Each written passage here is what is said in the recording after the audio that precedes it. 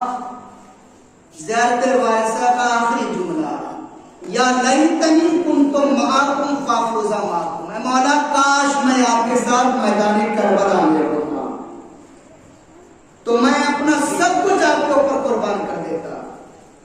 हम गीबत कर रहे हैं, बुराई कर रहे हैं, झूठ बोल रहे हैं, गालियां दे रहे हैं, लेकिन जुमला पढ़ रहे हैं या लैतनी कुन्तु माकुम फाफूज़ा माकुम, ऐ मौला काश मैं मैदान करबला में होता, काश मैं भी मौला मैदान करबला में होता। क्या मौला को ऐसे लोगों की जरूरत है जो लोग गालियां बकते हों? क्या मौला को ऐसे लोगों की जरूरत है जो झूठ बोलते हों? क्या मौला को ऐसे लोगों की जरूरत है जो हसद रखते हों, जो बुग़्ज़ कीना रखते हों?